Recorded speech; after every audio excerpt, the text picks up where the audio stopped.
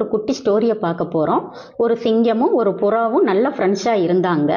ஒருத்தருக்கு ஒருத்தர் நல்லா விளையாடிட்டு ஒருத்தருக்கு ஒருத்தர் ஆறுதலாக ஒருத்தருக்கு ஒருத்தர் புரிஞ்சிட்டு இருந்தாங்க. அந்த சமயத்தில் ஒரு நாள் அந்த சிங்கத்தோட அந்த புறா விளையாட வராமல் அமைதியாக ஒரு மரத்தில் உயரமாக தனியாக உட்காந்துட்டு இருந்துச்சு.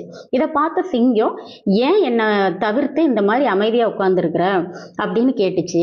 அதுக்கு புறா சொல்லுச்சு, நீ எனக்கு நல்ல தோழன் தான், என்னுடைய எல்லா விதத்துலேயும் எனக்கு உறுதுணையாக இருக்க, எனக்கு நல்ல பொழுதுபோக்காகவும் இருக்க.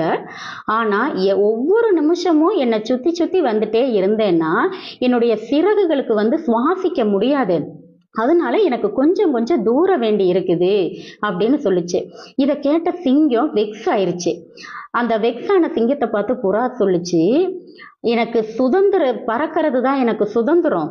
நான் சுதந்திரமா பறந்து போனாதான் நான் திரும்ப அதே அன்புடையும் பாசத்தோடையும் உன் பக்கத்துல இருக்க முடியும். அதனால என்னை சுதந்திரமா பறந்து போறதுக்கு எனக்கு இடம் கொடு அப்படின்னு கேட்டுச்சு. அதை சொல்லிட்டு அதே மாதிரி அந்த புறா உயரமா சுதந்திரமா பறந்து போயிருச்சு. இந்த சிங்கம் டெய்லி என்ன பண்ணுச்சு, அந்த புறாவும் சிங்கமும் சந்திக்கிற இடத்துக்கு டெய்லியும் பார்த்துட்டே இருந்தது. ஒரு நாள் அதே மாதிரி அந்த புறா மேலிருந்து உயரத்திலிருந்து பறந்து இந்த சிங்கத்தோடைய தலையில அமர்ந்து சொல்லுச்சு, நீ கொடுத்த இடைவெளி தான் எனக்கு பறக்கிறதுக்கு உண்டான சுதந்திரத்தை கொடுத்துச்சு. அதே அன்பும் பாசமும் விட்டு விலகாம உன்னை நினைவுபடுத்தி திரும்ப வர வச்சதுன்னு சொல்லி அந்த சிங்கத்தை பார்த்து சொல்லுச்சு.